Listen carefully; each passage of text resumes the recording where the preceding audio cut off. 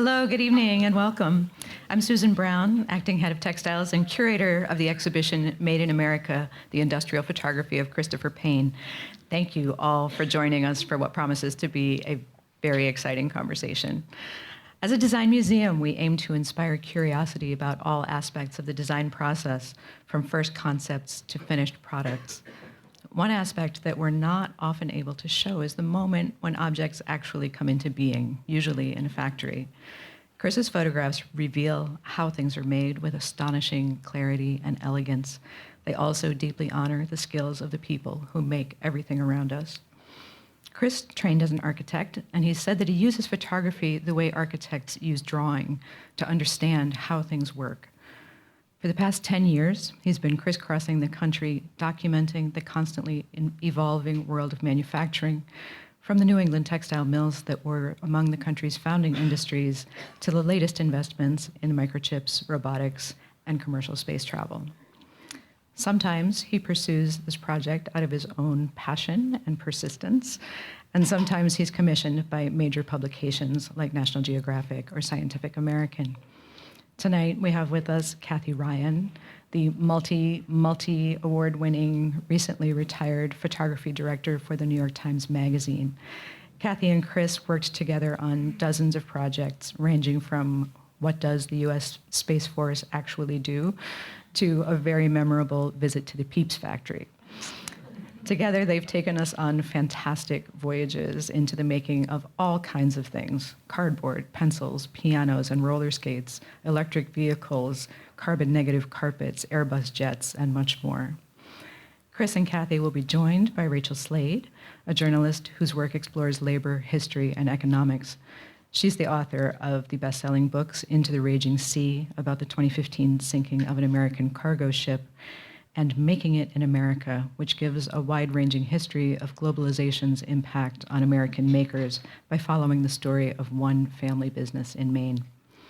Finally, the discussion will be moderated by the museum's curatorial director, Matilda McQuaid, who has been a scholar, author, and curator of architecture and design for over 3 decades. Please join me in welcoming them to the stage.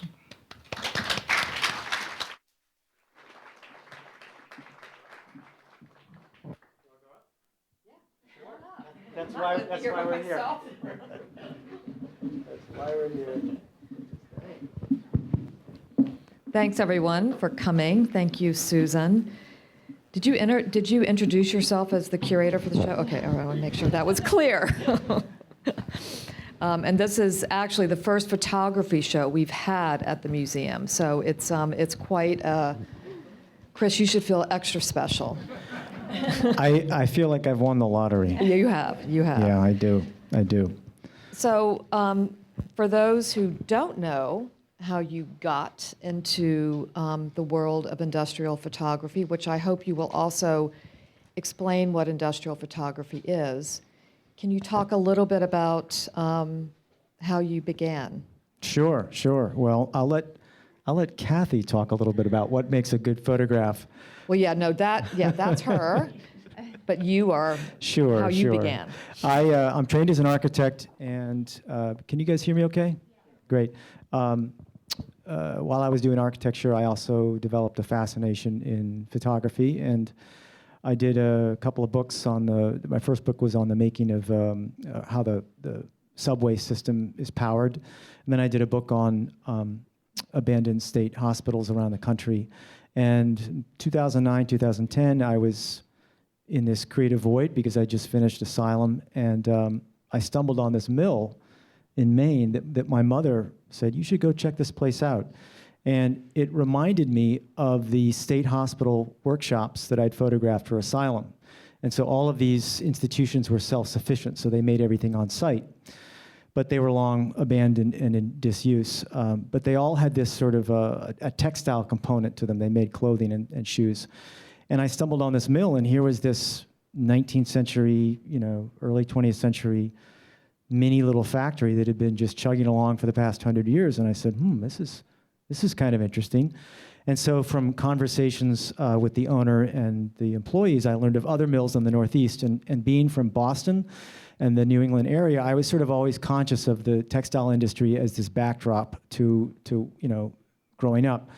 even though it had sort of long subsided. So that project took off, and that was kind of like the seeds of Made in America. And I found all these incredible little holes in the wall, these places that they don't have websites. It's all word of mouth. And this was one picture of a mill in Massachusetts that makes this is pink wool that's used for paint rollers. And I'll just lead in with this story because everyone always likes to hear it. But most of you all are from New York. I have a car, and I remember the mill owner. I'd already made this picture once, and it was in orange, and it was good, but I didn't think it was great. And we'll get into what makes a great picture. And the mill owner called me up one morning. He said, "Chris, we're running pink today. You should come up." And it was a 3.5-hour drive, and I had this amazing parking spot right outside, literally right outside. And I honestly deliberated, because I said, well, I already did it. But the point is, when you go up there, you make a drive and you make a single picture, and you realize, okay, this is something special, and I can actually hang a project. I can build a project around this. The bar has been set, and I kind of know what story I want to tell. So that's sort of how it took off. And now I want to show you some other things here. We'll talk about this. And the wonderful thing about industrial photography is that, I'm not... What is it? I'm not the first one to do it. Yeah. Industrial photography is making pictures of factories, industries, how things are made, and it started out a long time ago. This is a Lewis Hine picture from the early 20th century, and photography was used he photographed these mills, a lot of which were, in New England, and they were done to show the exploitation of children, child labor, and so his photographs helped put an end to that. But they were also used to sort of show what was going on in the country at this time.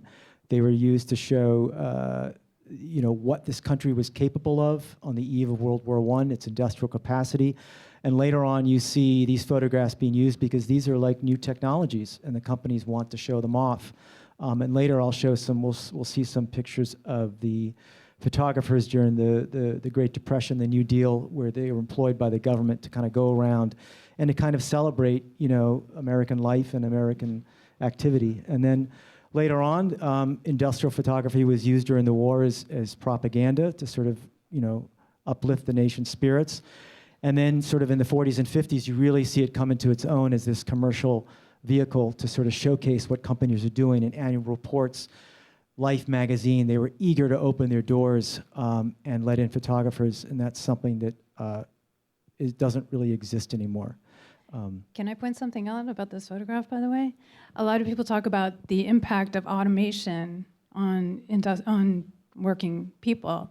And what always fascinates me about the Lewis Hine photos is actually how few people there were even, 130 years ago. This was probably 1905. So, machines have been doing our work for 200 some years. That is industrialization. So it is interesting to me to look through the history of photography, which we'll do a little bit here, and just to notice that humans are working with machines, always. In manufacturing. Always. One of the things that I liked about these pictures, and having grown up in New England, is that I was seeing a taste of the 19th century, of the 20s to early 20th century mills. I would walk into a space, and it was as it was 100 years ago.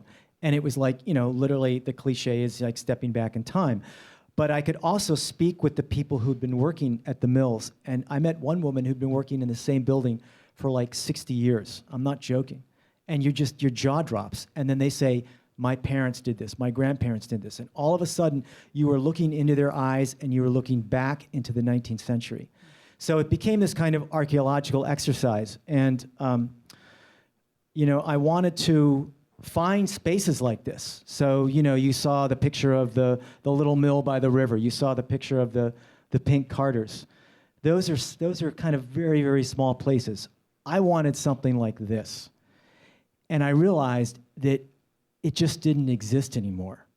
It was this archaeological exercise that I was undertaking, and it didn't exist. And I remember, and you know this place too, but there was a shirt factory that I photographed And the guy said, come on up, come on up. And it was in Fall River, which was a huge textile city. And he said, we're making shirts here, but I'm going to show you in one room. You're going to get one shot, and you're going to see the entire history of the textile industry. You're going to get it in one picture. So I'm thinking, I couldn't wait. I'm going to get that Lewis Hine picture of just endless rows of these spinning frames like this. This is by Margaret Burke White. And he brought me into this building, and he opened the door, and this is what we saw. And he said, no joke, he said, gone to China. So, Rachel, what is, with the manufacturing gone to China, what is the future of manufacturing here in the States? Oh, that's an easy one. China is now way ahead of us. I mean, what Chris is pointing out, and what I actually discovered in my own reporting, was that the first thing that we did was actually move our machinery to China. And I have a similar story of Dory Waxman, who's the mother of the couple that I covered up in Maine. So she would go around to all the Maine mills and get textiles from different Maine mills, beautiful woven blanket fabric. And one day she showed up and everybody was gone. And the brand new Italian mills, looms that they bought were just gone. And it just turned out that, in the past couple of days, people had come in and taken the mills literally to China. And so we sent everything to Mexico, well, first to the south, then to Mexico, Central America, and to China. And now China is, in many ways very much ahead of us and innovating. And that's part of the reason that I think manufacturing is so important. I think your photographs really show that too, is that when you make, you can innovate. It's very difficult to innovate when you're not making, when you don't understand the fundamentals of production, and you're imagining things in your mind and you can't speak that language. And so what we see here isn't just absence of people and machines, but absence of capability and know-how and potential. It's, when you see that label on the back of your whatever you've just bought, and it says designed in the USA, made in China. And so it nails it on the head. And I remember this kind of as an architect, where you do these drawings, these beautiful drawings, you think you know what it is, and then you get them built, you'd see the shop drawings or what the contractor came up with, and you realize you had no idea what was going on, and there was this disconnect. And then you see how they make it. Yeah. After the shop drawings. Unfortunately, it was never as good as what you want. But the frustrating thing that I've seen in a lot of these places is that even in the ones that are still in operation, that are sort of catering to niche industries like high-end shirts or Wilson footballs or shoes, kinds of expensive shoes, none of that equipment that they're using is made in the U.S. anymore. It's all made overseas. And so you realize that yes, you might have a factory here and there, but you really don't have an industry in that manufacturing ecosystem that you need. The brain, not only the brain power, but the know-how to run the machines and to design the machines, So it's a long story, obviously. But so as a photographer, it was really frustrating seeing some of these spaces and having these expectations of wanting to not necessarily recreate the past, but kind of like see something that was that amazing as it is now as it was then. And I didn't find that. But through my work with the New York Times Magazine, especially, and Kathy here, who basically is the reason why I'm here, because photographers we need editors. We need editors, and editors, I guess, need photographers. But I was able to go visit some of these mills down south where they are still, they're much more modern. And so this is a picture that, to me, kind of brings that project full circle, where we see something modern happening, but there's still a lot of craft involved, and it could have been made, 100 years ago. And I also wanted to mention, I guess the initial question was what's industrial photography? Well, I wanted, in terms of this image, I wanted Kathy to kind of talk about what makes a great photograph for a newspaper or a magazine, for the New York Times Magazine. What were the elements? And it doesn't have to be so formal, but what are some of the other elements beside the color, the composition that, really make it a wow picture? because I think his pictures are wow. I do too. You know, I think in Chris's case, you know, there are different things that drive different photographers. And what makes a great photographer is some kind of obsession.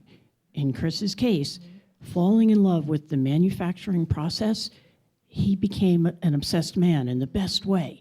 So he then, every single factory he's gone into, he goes in with like a level of perfectionism in making the picture. So you're going to see again and again, as you see in the exhibition, a kind of precision, exactitude. There's nothing ever that's not purposeful and absolutely intentional. And part of the reason is, and I'd love once we get going on the pictures to give some backstories. Chris doesn't go once. If he has to, he will, but he usually goes when he's on his own projects over and over. So he sees the workers, he sees the machinery, he knows what he wants to get. It's almost like a filmmaker starting from scratch. So he then, factory work is repetitive. You've spoken about that. So if he sees a perfect kind of picture in his mind he wants, he'll go until he gets that alignment of the lines, the architecture of it, the light. Everything is perfectly realized. And there's also a deep humanity. You know, as I look back, I have one picture of my father at work. My father was a carpenter and construction worker. One picture. All those decades he worked. How many people here have a picture of their parents at work? It makes me sad. We all spend so much time at work, and now I'm getting off the track of what makes a great photo. But it's a way of saying we can see already the historic value of the pictures. These are extraordinary historic documents.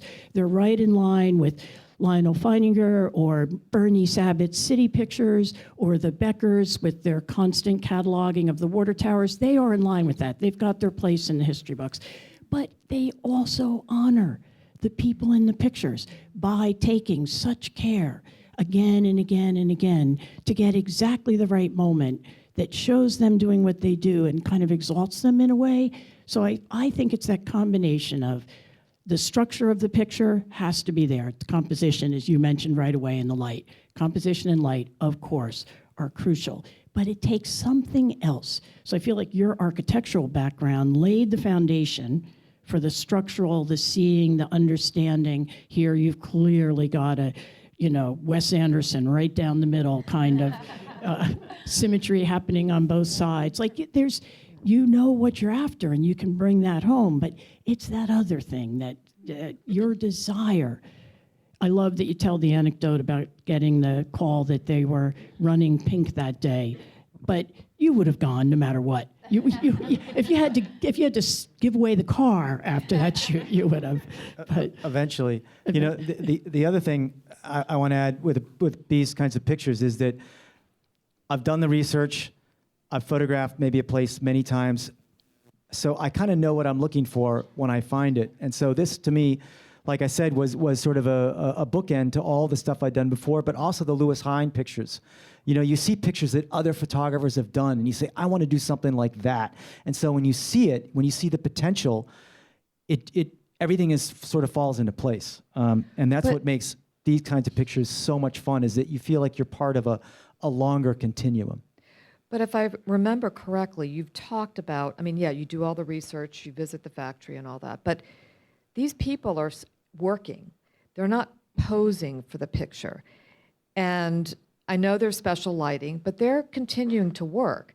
So what I find so amazing about this is that they look like they could be posing, but they're not posing. They're working.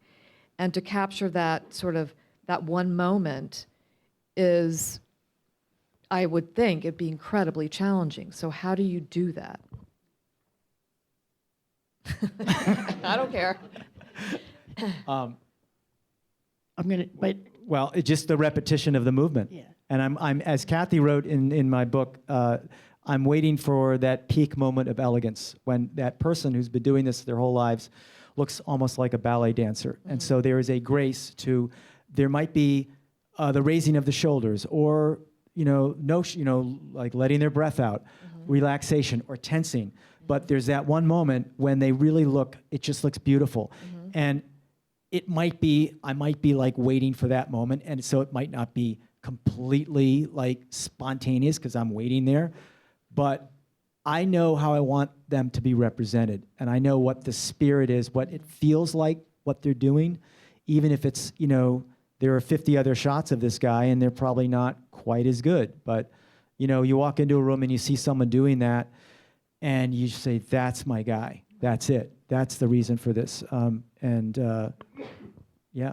I think also there are certain things you're drawn to. You'll notice going through the exhibition or the slides this evening, you love when a person is in a machine, you love a person in a kind of circular form, and you love scale inversion, where either the worker looks tiny in something gigantic, or sometimes the worker looks big. And I mention that because you go back enough that you know when the moment will occur, so that you watch it long enough to get a sense of the things that happen artistically for you in the frame that you're after. And I think also sometimes you're in a place where it's repetitive, and if they get to know, they have the same, but I saw this in action where when I came to at the MTA shop, right? Well, when I was going to write the text for the book, I said, I want to come see you at work, because the kinds of jobs he does for the magazine don't require a photo editor on site. Like, it's usually just Chris. And so he was doing some photography out at the overhaul shop for the MTA cars, for the subway cars in Coney Island, down at the end. There's a big, gigantic shop. We walked in there. He had already been there several times, so they knew him. He had their respect. Chris walked down the aisle as if he was a museum curator, picking out like what he wanted to do. And then at one point he knew they'd have cars hoisted. These are like 40 ton. I've got it coming. Oh, it's coming up. It's coming up. It's coming up. It's coming up. It's coming up. Anyway, it was just a way of saying, Chris could literally say, could you move it 2 inches this way? This like gigantic car. But, which again, they'd be doing anyway, but he'd have just enough kind of input once he had earned their trust and respect. Yeah. I'll move on. Yeah. So the textile project turned into two, what I couldn't find in New England, these mills in original state. I actually was able to find much closer to home with Steinway Piano and General Pencil, 2 pictures which you see in the exhibit. These were long-term projects. And in this one here, I thought about that picture for 8 or 9 years. I took a tour of the factory, and I have come from a family of musicians. And so I was thinking about, I really should go back there and get in there. And they let me in. Some crazy reason, they actually let me into the factory. And I spent on and off several years there making pictures of every phase of piano making. And what's interesting about this picture is that it no longer exists, because now they put a brace in these rims to kind of keep them at parallel to each other, the sides. So that view, it just literally doesn't exist. My point is, what I try to tell young photographers is, like, if you see something, if you're inspired, don't wait. I waited 9 years, and I was lucky. But things change, especially in factories. They in and out of business. And if you go to the Steinway factory now, it looks much different than when I was there. So these are long-term projects. These are like, took 5 years to win the trust of the pencil factory owners, because a lot of these factories, especially if they're older, they don't want to be portrayed as dinosaurs, as going out of business. And yet the funny thing is that when you ran it, I think the title was like America's Last Pencil Factory, which of course this Well, got you a said spike there's in only business. like a couple left, right? Yeah. Two. Yeah, like 2. Yeah. Yeah. And there used to be. I mean, there was lot one in more. Brooklyn. There's a Yeah. Ticonderoga, Eberhard Faber. And there's even the building in Williamsburg, there's even these little terracotta medallions, and you see they have a little pencil in them.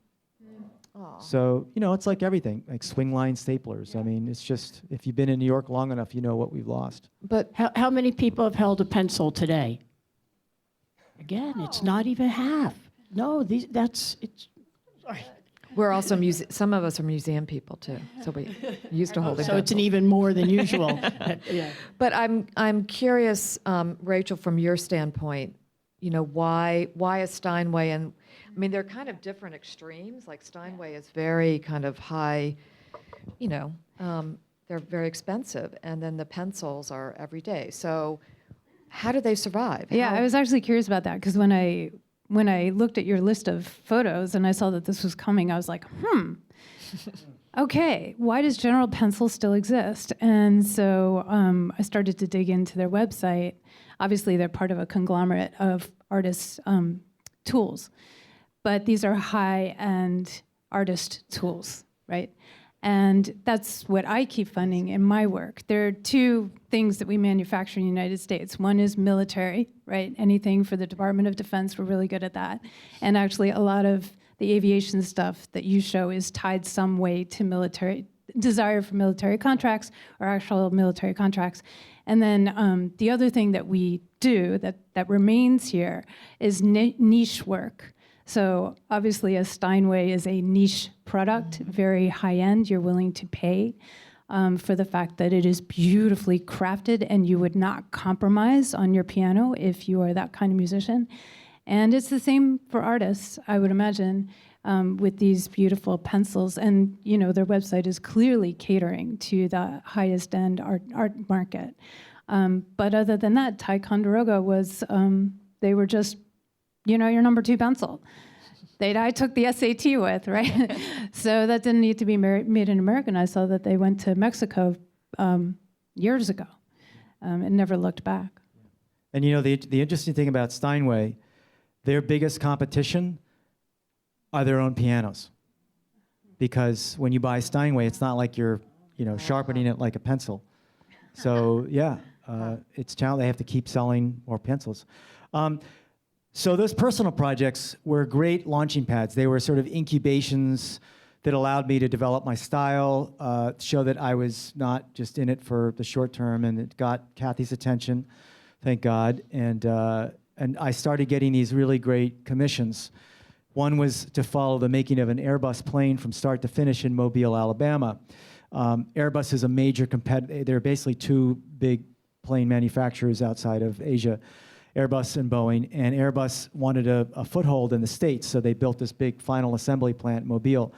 So they got me in there, and I went down there 8 times to photograph this single plane kind of from start to finish. And it was fun, but the woman down there just wasn't, I move a little more slowly, and she was like, let's go, come on. So I didn't get the time I wanted on the floor, and that really pissed me off. So for the book, when I did my book, I said, what, this is an opportunity to go back to aerospace and really, really dig in. So I got into Boeing, and there in South Carolina, I was able to kind of make the pictures that I've been thinking about from Airbus. You're on the floor, and you're like, oh my God, that's amazing. And she's like, no, come on, we got to go. That's not your plane. That's not your plane. Your plane's over here. It's like, come on.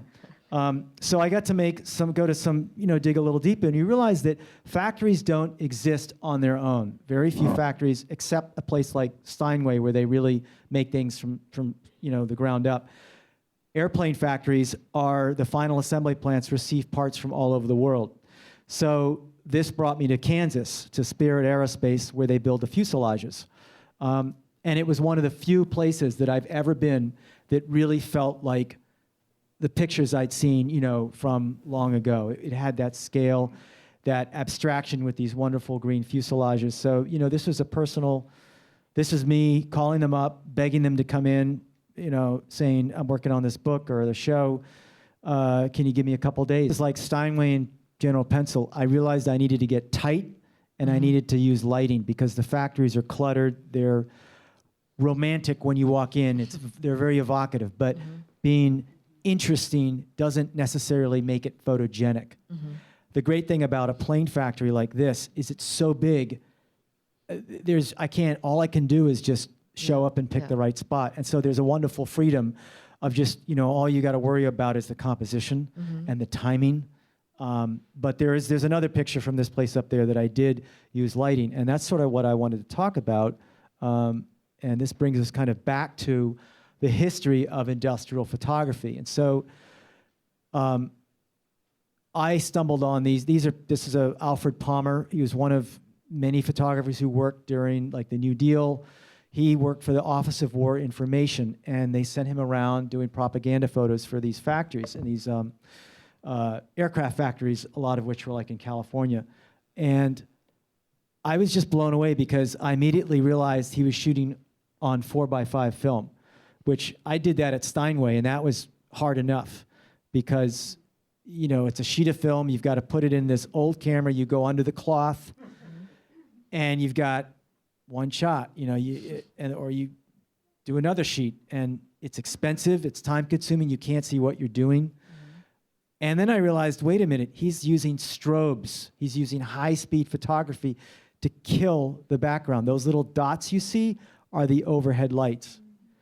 And he's shooting in color, like on like slide film. So there's so little wiggle room for exposure error. It's either overexposed or it's underexposed. It's just, and I was just kind of blown away that these guys were doing this, you know, 80 years ago. And so I said, that's what I want to do. And so I've sort of tried to reinterpret that with some of these aerospace, especially the aerospace pictures, because there is that, aerospace is sort of the one industry in this country that there is still a continuum, that and the auto industry that hasn't been outsourced. So you can still go to these plane factories, these jet factories, and like walk into, you know, a Pratt & Whitney jet engine factory in Connecticut, and where they built these engines during the war. And so there's this, you feel a connection in a way that you might not feel with, you know, a more modern factory. So there are these beautiful, this is, you know, one of my favorites, a woman, you know, I think this is some kind of an engine or the beginnings of a propeller engine during the war. And these things will stick in my head. And I say, I want to do that kind of lighting. I love it. And Do you know what his process was? I mean, was that woman posing? I think, well, the thing that I love about it is that they're wearing these wonderful uniform, you know, people dressed up for work back then. They're younger. A lot of places that I go to, these older factories especially, you know, they're not dressing up for work. Yeah. They look a little tired. But this was the war, you know, and so they had to bring a lot of young people in. But yeah, I think this was, from a photographic standpoint, I think she's working, but I think he posed her just because of the traditional means, the way he was working. Right. He had to pose them to some extent. Right. But things like this were a huge influence to me. And so in my pictures, I'm always trying, you know, not only to recreate, but to connect back to what has come before me. Mm-hmm. And so this is a picture I made at a motor factory in Connecticut. You know, this is 10 years ago, but it could have been 100. And colors, right? Yeah. Say something about the color, because it seems you found great color often. Why is that in the factories themselves? They're either the yellow or the blue or the red accents. A lot of times they have safety colors for safety reasons. You know, things are painted a certain color. A lot of times they're really horrid, but when they kind of align just right and you get, you know, the copper, I'll have people change out of what they're wearing. You know, I'll have them say, well, when I come back tomorrow, can you wear that, what you're wearing today? Or can we get another, you know, can someone swap shirts with him? Things like that to get the balance, the contrast of colors, you know. Here's another picture that's also in the exhibition, you know, using circular forms, right? Which I know will create a kind of strong architectural composition. Yeah, and scale too. I mean, I think that's what, and you know, I know there's lots to talk about in terms of the human in the picture in terms of giving you a sense of scale, but and also the work itself, that this is done by a human, part of the manufacturing process, which we often so think of as just machines, but there's always a human component to it. I mean, the thing that I think about when I look at these pieces is that a human designed every single aspect of this photograph. I mean, you're the final person. But I mean, every single piece of this was designed and manufactured by humans. So there are like thousands of human minds at work in this image where we only see one human. That is the heart of manufacturing, is that even if you can't see the person, they're in every aspect of the object. Yep. And it really is surprising how much is actually, people are kind of watching over stuff, even if they're just watching over it. It really is amazing how much is hands-on, aside from like food, where you don't want to be touching it. But that's kind of what amazed me, is that I would go into these places and there would still be people doing stuff. But they're making sure the machinery runs properly, because if something breaks, it could be incredibly costly, right? Yep, and that's something I do run into a lot. I wanted to show these other photos. These are some other photographers who've been really just inspiring to me. And what I've talked about, wanting to see these places when they were like full and active and new. And there were a few photographers, people photographing in the 40s, the 50s, 60s that actually saw, the companies would bring them in to photograph the factories. So you just don't see that now, or at least in this formal way, in a way of like advertising, but really celebrating like, this is what we're doing and we want to show it off. Mm-hmm. This is Maurice Broomfield. He was the England's premier industrial photographer. And, this is a form work for a stator that'll be in like a generator. And I look at this, and I'm so envious, because this doesn't exist anymore in this country. This kind of work, hands-on, the combination of like big industry, like a factory that's really making something big, and also people doing craft work. You kind of get one or the other. Ezra Stoller is a huge influence on me. I am fortunate. I work at the agency Esto now, which is Ezra Stoller, his name. And so I've always known his work. And so when his daughter brought me into the agency, it was, I would just love to just chew her ear off asking her about her father. But what I loved about his work, he did a lot of architectural work. He photographed, if you've seen a photograph of one of the modernist masterpieces in the 20th century, he probably photographed it. But he was a working photographer, and he photographed factories. He photographed anything. This is a factory by Louis Kahn that made Olivetti typewriters in Pennsylvania. And so to me, this is like my dream would be to go to a factory. They're making a consumer product, things that are all gone overseas now, something that's recognizable in a beautifully designed space. It just doesn't, you get bits and pieces. And so I love these pictures. I keep them in my head. I'm waiting to find something like them. These are TVs. And because Ezra was an architectural photographer like me, he was obsessive about lining things up perfectly. No doubt this is what happened, but I guarantee you that he waited for those tubes, those screens up there he probably had them placed or stopped the assembly line. So I find these very inspirational and also very sad that, if you were to walk into a Walmart or a Target and take everything that's, made in Asia or China over there, that store would be empty. And so people, you can speak also to this, is that people have lost the connection to where their things come from. Something that, when I was growing up, I was sort of conscious of it. It was already leaving. But New York City, the big swing line with the staplers, they made so much in New York City. They also made TVs here. So we've lost that connection. And that's what makes me sad, is that not only have we lost the industries, but just people even thinking about it, right? Yeah, exactly. And that's what drew me to this topic as well. I was also trained as an architect, coincidentally, or maybe not. Story how our connection. Okay. So Chris was at Columbia. I was at Barnard at the same time. And then we both were at Penn Architecture at the same time.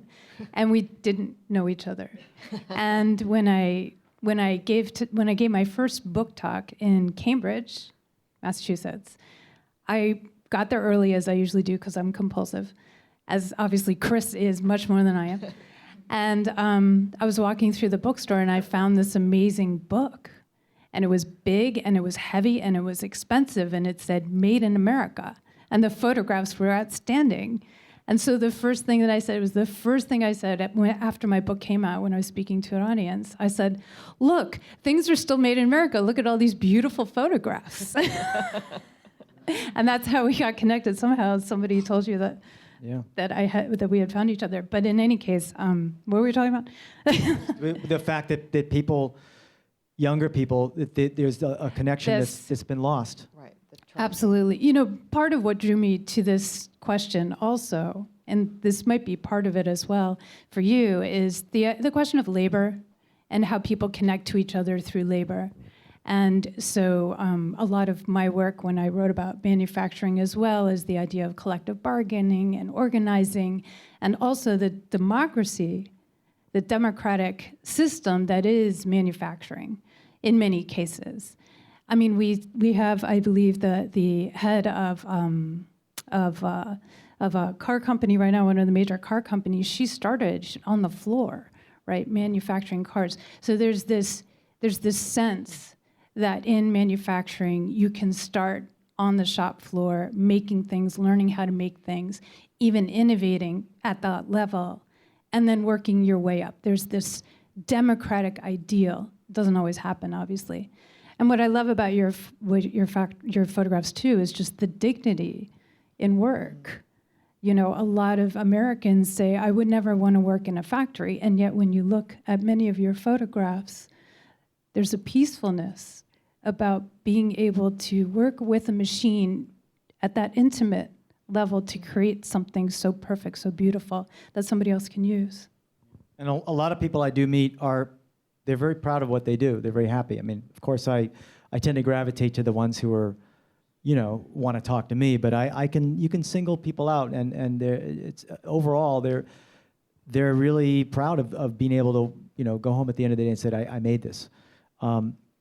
This is another Ezra Stoller picture that just it's the kind of thing I see and I go nuts. It's the Lifesaver factory.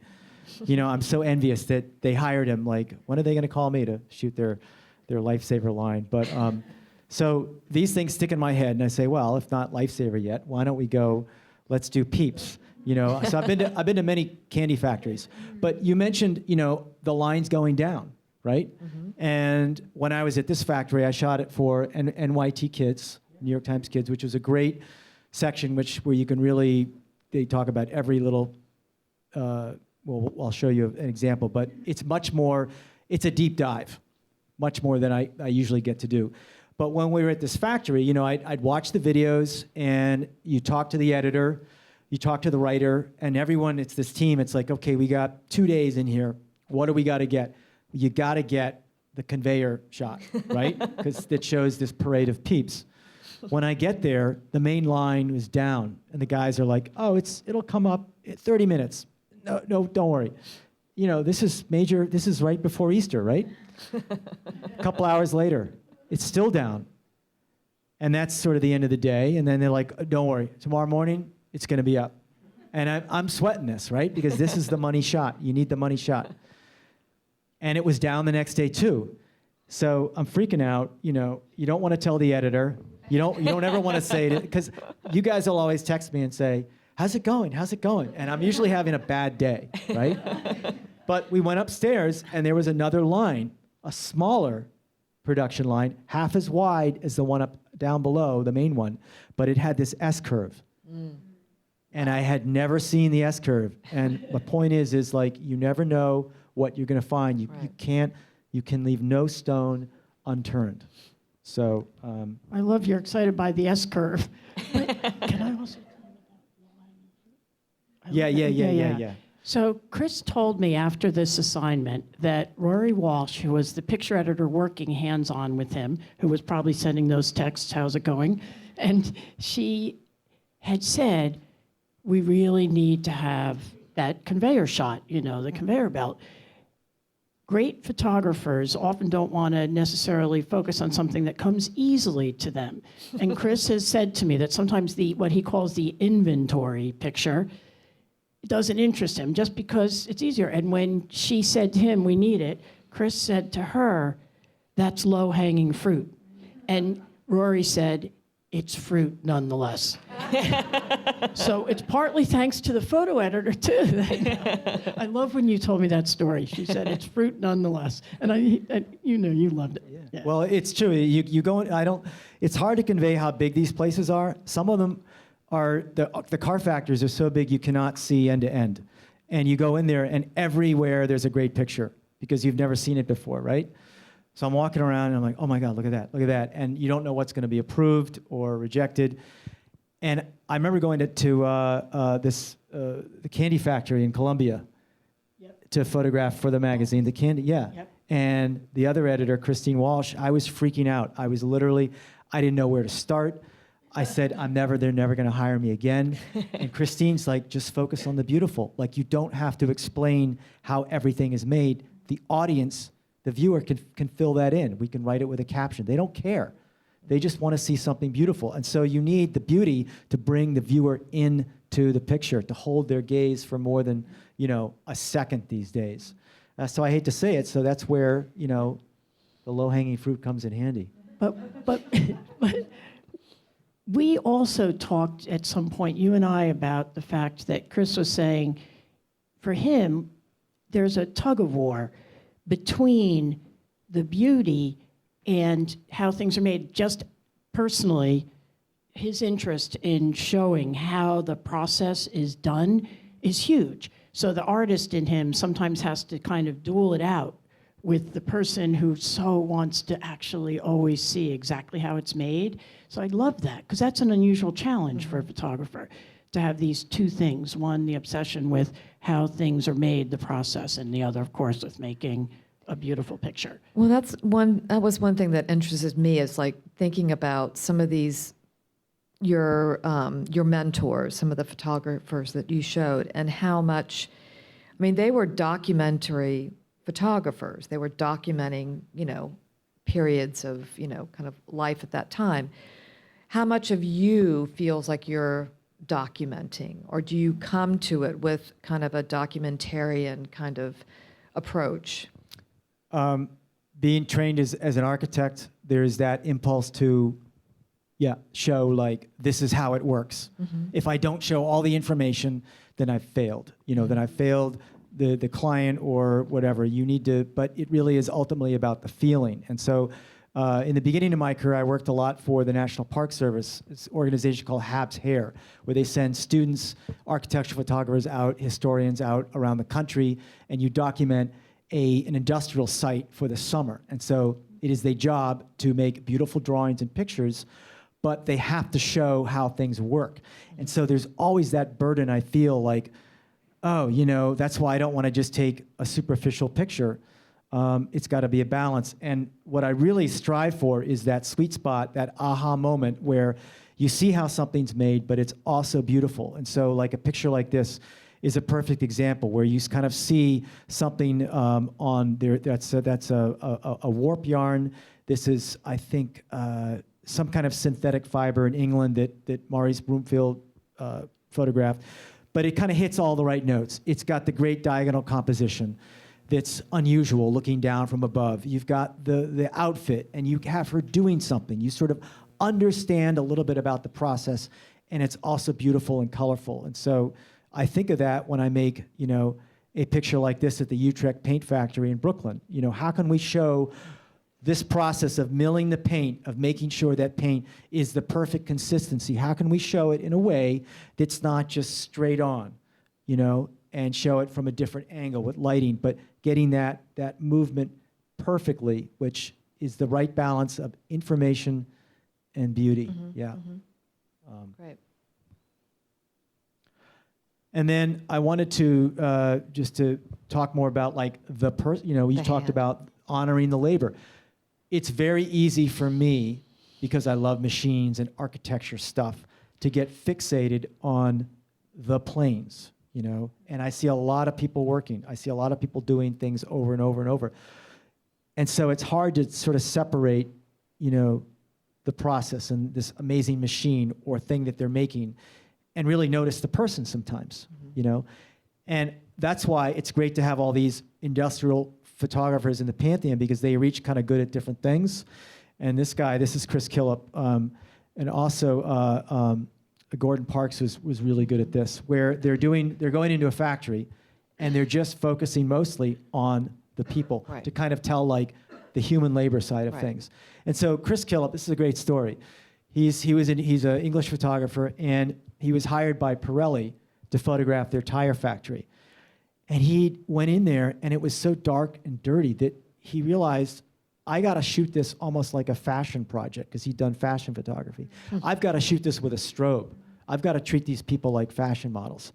This guy was so committed that he rented a flat near the factory so he could just go there every day and basically embed himself, earn the trust of the workers, you know? So it's important, you know, to keep all these things. And there are so many great like photographers who shoot for the magazine that are portrait photographers, you know, and I'll look at their work and I just like, my brain doesn't even think like that, you know? I feel like what I do is easy, but Well, the see thing stuff is, like though, this. but you had to earn the trust of the workers that you shot. I mean, even up in the movie or in the film upstairs in the exhibition, it shows how your encounters and coming back even to the Steinway, you know, factory and kind of seeing, you know, people that you saw years ago. So I think I don't think you're right in terms of, you know, you have to earn that trust of people too. You do, and like when I was another project I had was the New York Times printing plant, which you and I still have to go to. Yes. And this is this is the hardest thing I think I ever photographed, because the papers change every day, and the way they would have them run through the presses changed. So you'd see a paper running that day, and if you didn't get that shot, that was it. You're done.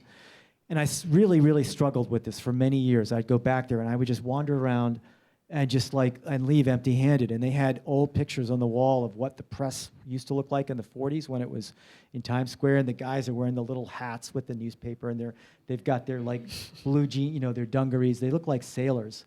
And it was so evocative, and I was like, I want to recreate that. So you have to kind of like admit, I'm not going to get that, but I'm going to make what I can do at this time. But you're right.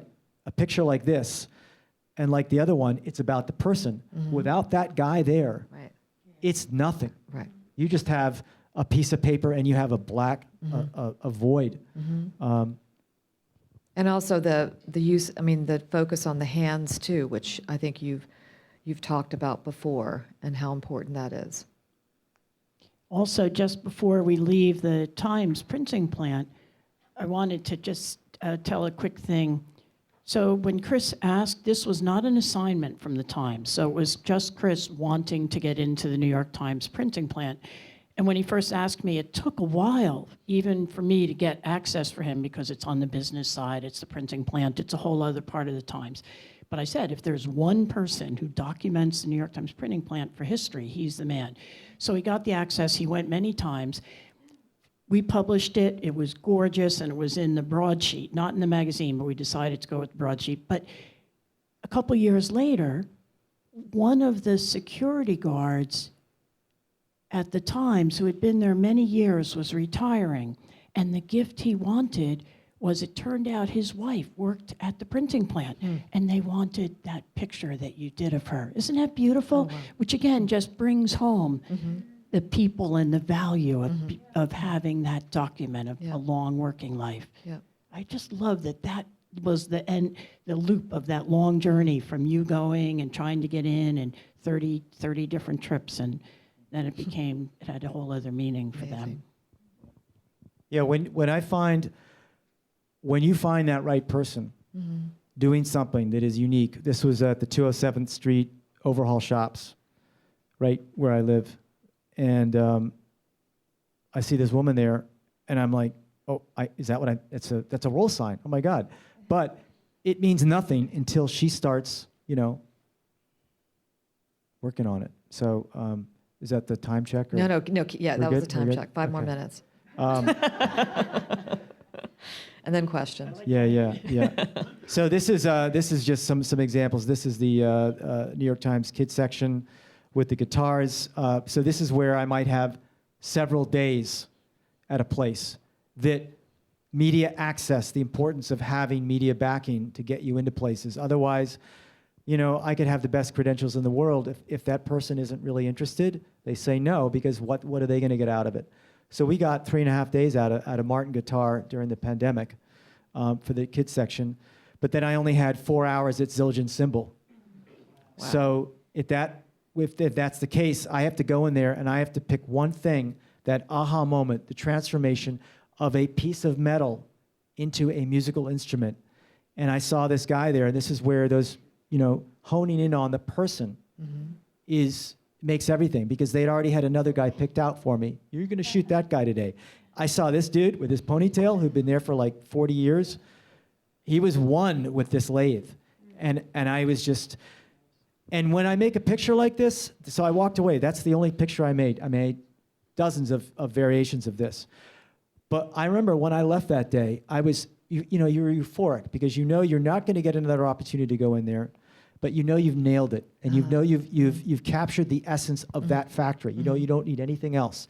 And there's also a tinge of sadness, because you won't reach that creative peak for a long time. This is another wonderful picture that I love from the New York Times printing plant, and we talked about the struggles that I felt, because I'd go there and I'd walk away with nothing. But when I made this picture of the press, once a week, they open up the presses and they clean them. And I remember I went there on a Monday morning when nothing's happening. And I was like, this is a waste of my time. But, I haven't been on a Monday morning. That's when they open them up. And I realized this was a way to show the scale of this massive room. The presses are 3 stories tall with another level in the basement. You can't convey their scale in a picture in a literal way. You've got to show it in a different way. So that was awesome. The man in the machine. Yeah. John Mikado, yeah. And I had him put on a white Tyvek suit, a clean one, so that he would stand out more when he worked. Interesting. Another, things that people engrossed in their work, playing with scale and circles. This is Corning glass. And, how do you photograph something that doesn't look like anything? Glass is clear, transparent, but if you light it a certain way and it's a little frosted, it becomes kind of whatever you want it to be. Kathy, this is the shot of the Times, and it's interesting because we were so psyched when I made this. You were there, you're running around too like a little kid, and yet it wasn't the one that we ran in the. There were others that were better, so you never know, but you have to make the picture. Yeah. Do you think you would ever consider doing it in another country? Or do you think like China? I would love to go. I'm trying to get into Apple and shoot the iPhone, but so many things are restricted. I'm going to confidentiality and I'm going to Korea next week to shoot more stuff for Corning, but I don't know if I'll be able to use any of it. And a lot of it is it's money. To go to Europe, like doing stuff in America is pretty cheap. Right. But so you've got to get backing, you've got to get access, and editorial budgets these days, sadly, are just, And it can't be proprietary, like when you mentioned iPhone. Right. Yeah, exactly. Yeah. So you must come up against that a lot. Right. Not with some of the more traditional manufacturing, but when it's the high-end tech stuff, right? I would assume, yeah. all the time. Yeah. This is a picture of a giant Bridgestone tire for the New York Times, and the kids issue was doing a big, and Rory, who we love so much, texted me every time I would get a call from Rory, or I'd see the generic New York Times number on my phone. I would get. It's only good news, because it means that they would want to commission you. And Rory said, "We're doing an issue on big. What do you want to do?" 30 seconds. I said, "Tires." Wow. And it took 30 seconds, and we got into one of the 3 manufacturers that make these giant tires for mining trucks. They gave us a few hours, half a day for scouting, and then they said you can be here from 8 to 4:30, and then you were literally kicking you out. And it was one of these things where I had to fill in a whole bunch of pictures, right, for the story. Yeah. We needed the money shot, but they weren't letting me see all the good stuff because it was proprietary.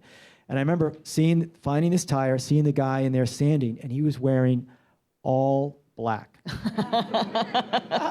And we had about 20 minutes I had 30 minutes to make the picture. I set up my lights and I said, dude, you got it. We got you in something that's not black. So And did you set up the lighting for this? Because the lighting seems so purposeful. It's all lit, you know. So that's being done super, super fast. That's you. That's me. It's my assistant. Put this here, put this there. Let's get a light so we can see the little Bridgestone logo. Let's get a light to highlight the treads. Let's get a light on his face. But that kind of energy level is just, it's intense. He comes back with the red, gets back in the tire, resumes his working. I make the picture, and then they're like, all right, we're done. And, you know, you have one chance. So I want to make sure we have time for questions, because I think there'll probably be a lot of questions. So is there one more you want to talk about? Yeah, I'll just flip. We could kind of land on the last one. These are just pictures of the New York Times printing plant, various. You can see them, one of these upstairs. We didn't touch upon this, but I've photographed a lot of modern places too, and the challenge with modern factories is that you don't know what you're looking at. This is a microchip factory, and so, you know, microchips are made inside machines that cost $250 million.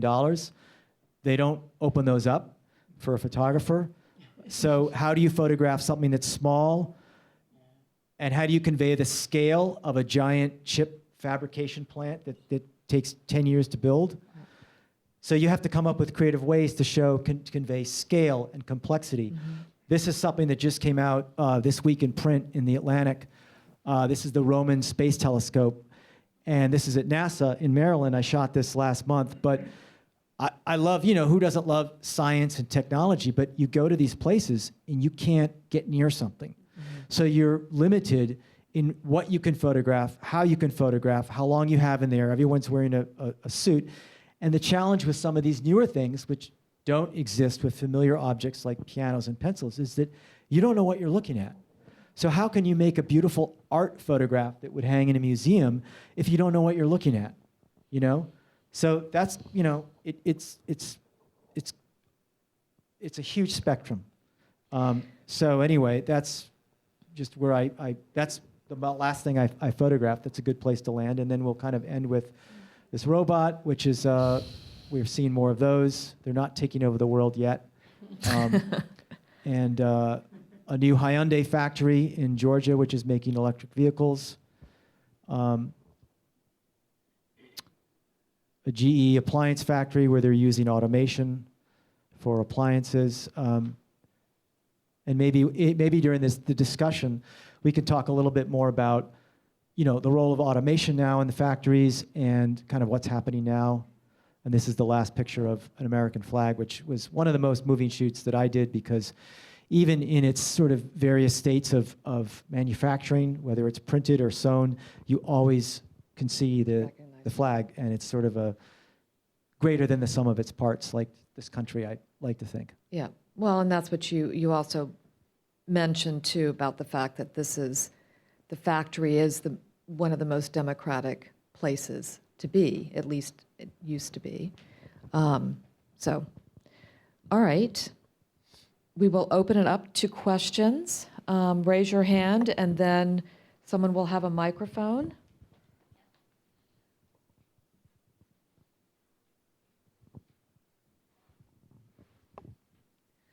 Hi, everyone. I'm Joseph Gus. I used to work as a darkroom technician a long time ago, in 1960s to be exact, actually. I forgot your name, but I was just Matilda. chatting with you, Matilda. Matilda. Perfect. I was asking her just right before this started when you use the word mural and when you do not. Because, you know, when I was working in kind of with photos, they said mural as a large photo. And that's kind of what I knew a mural to be. And when I see the photos up there, that's kind of what they look like. But wondering if that is a term that you would apply to what you're doing here or not. Mural, the word mural? Yeah. No, I try to use just the word picture, but I always envision my pictures as being large.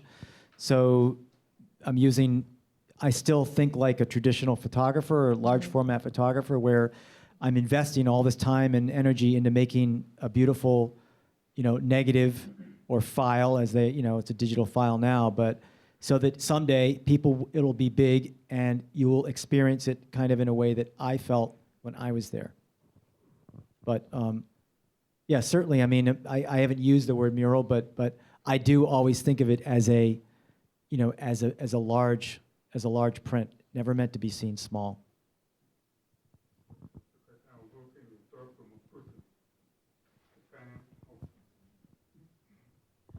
Yeah, no, that's super interesting. Because I worked in the darkroom as a printer, and a lot of clients would use the word mural, and I think it's so interesting how that term has changed over the years. They'd say a 30 by 40 mural. They'd say these images. They never say inches. It was as long as it was dimensions that were there. Long, big, short, all that stuff. So I thought it was interesting. Yours today was just kind of reminded me of that. It was very interesting. Today we looked at resolution, and I feel like that's kind of the shift. It's not necessarily the size. Back in the 60s, it was more of the size, dimension, and now it's all based on resolution. So I think it's interesting how that shift has changed over the years. Yeah. I got one back here, and then I'll make my way back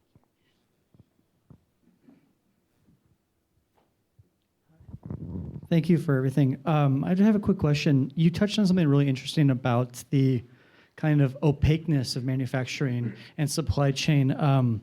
My father's a machinist, and I've been frustrated in the same fashion because he tells me of being a machinist in the 70s, 80s, working in Southern California in these great rows of aviation at Rocketdyne, Boeing, and stuff. Machines would go on forever and ever and ever, all these different spots of the military-industrial complex. He continues to be a machinist now, but it's a machine shop with 3 people and a CNC machine where I sit in there and try to photograph, but it's not very interesting to have a guy look at a Windows 95 computer with a CNC machine. As these supply chains and things become more proprietary, how do you think you'll deal with photographing almost abstract manufacturing and computer-based manufacturing? It's definitely a challenge. I photographed a 3D printing, plant. In fact, I don't know what. And what they're making is beautiful, but it's just the process will put you to sleep. And I complain about this all the time. It's a photographer, mentor of mine, came up with this term, downward aesthetic mobility.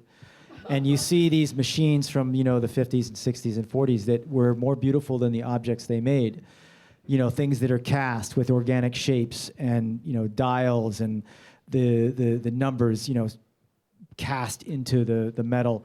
And now, they're much more accurate, but there's the romance is just gone. They're boxes. And the sad thing is that, none of those CNC machines, all those things that I see in these new factories, none of that's made here.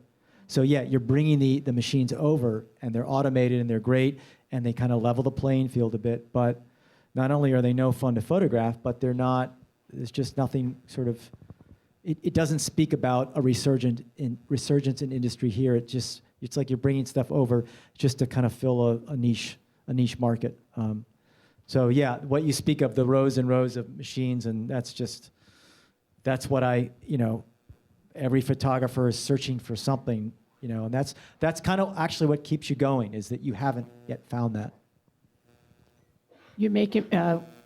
One time, Chris came to the Times and he took a brick out of his backpack.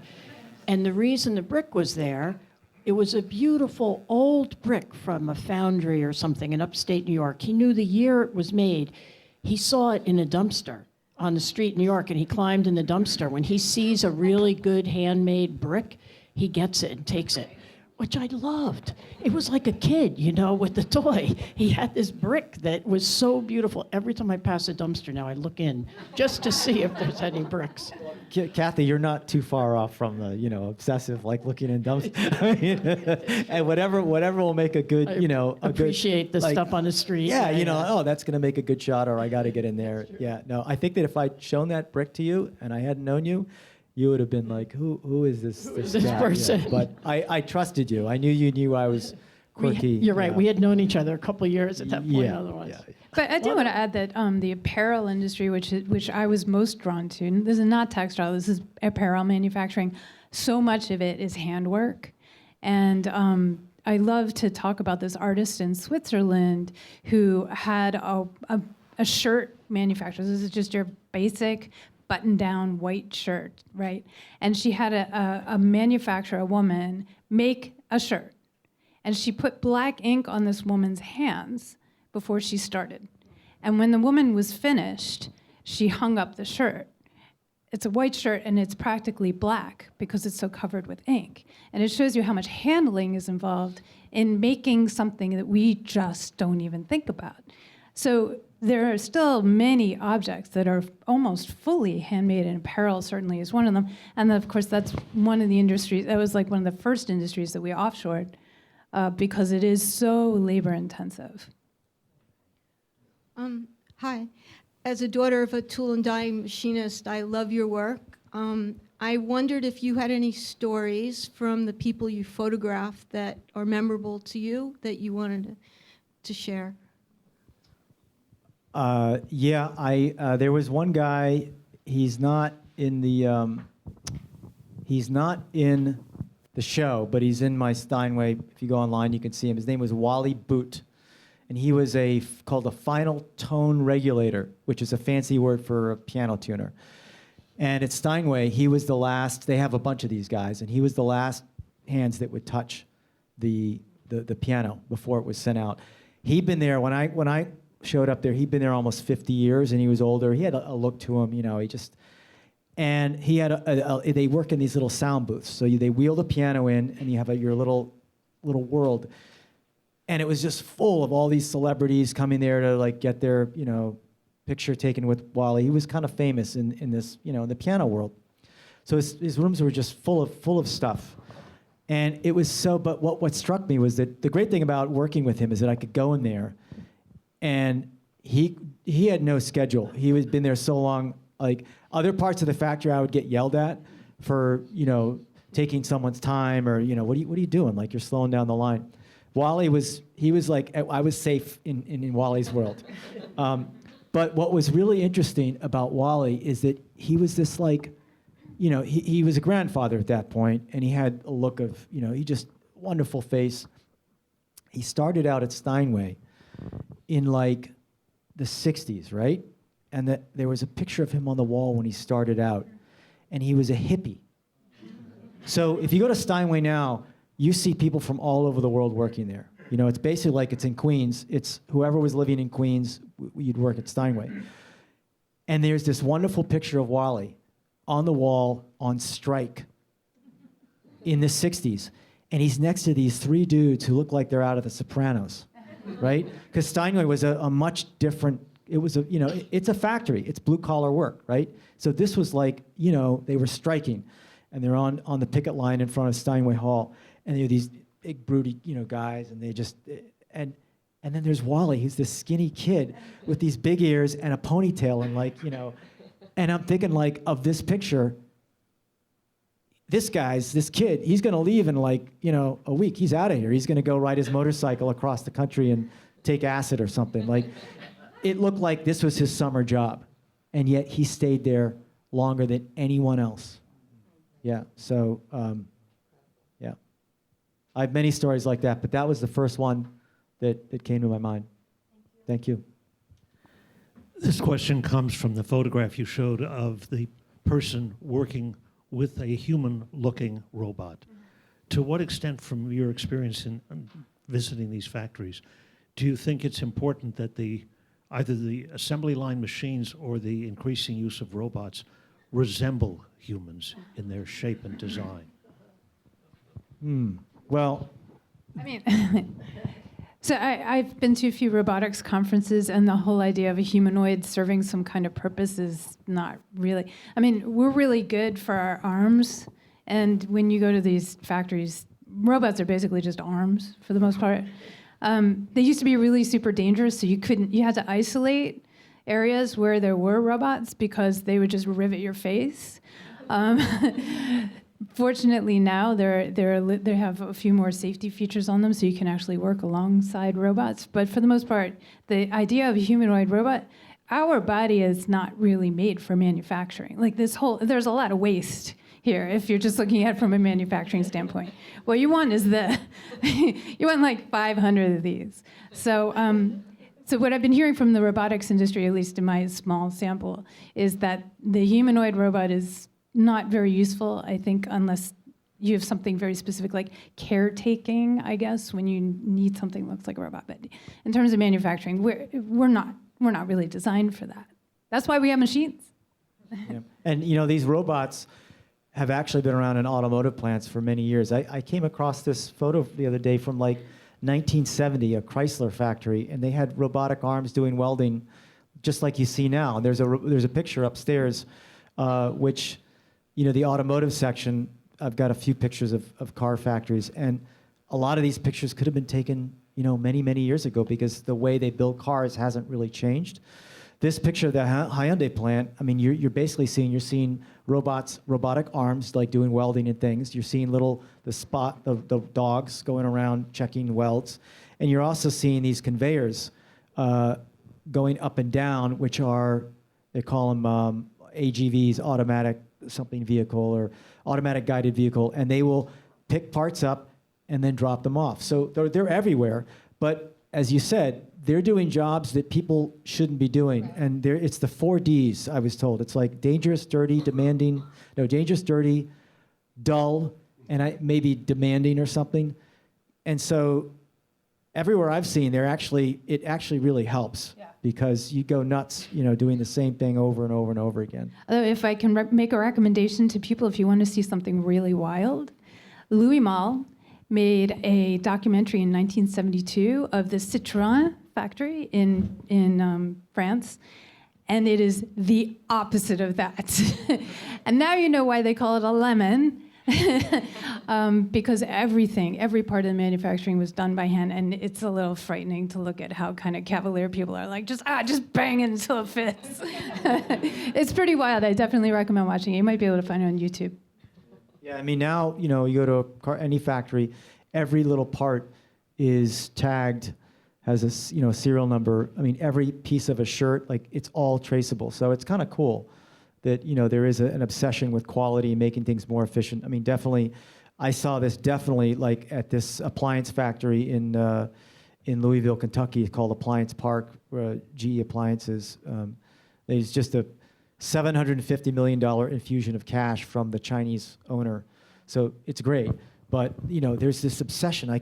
You're being shown around a factory by the plant manager, and they're just obsessed with these metrics of doing like quality and just anticipating what they need and having just enough. But I'm thinking visuals. That's all I'm, and it's just interesting to get their perspective. Yeah. And how much automation actually helps.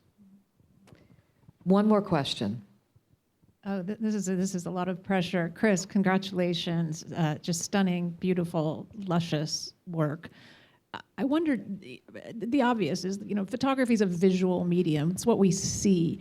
But what you're letting us also do is hear the audio as part of the show upstairs. I think every single one of those audio clips is fascinating. If anybody has definitely go back if you haven't. But when you're at the tire factory and the black man is in a black tire and he's wearing a black shirt and you're like, dude, I gotta have a different shirt for this.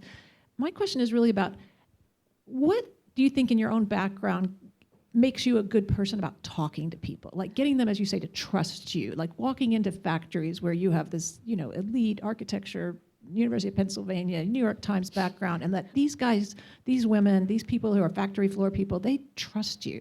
What do you think that's about, that dialogue that you have with your subjects when you're in the space? That's great. It's something you can't think about, because I'm usually pretty introverted. Ask my wife, I'm usually not very social. But honestly, when I was growing up, I was always the smallest kid in the class, right? So I was begging for attention. I'd fool around, I would tease people, but it also forces you've got to use the tools that you're given, which is sort of, you got to get people on your side.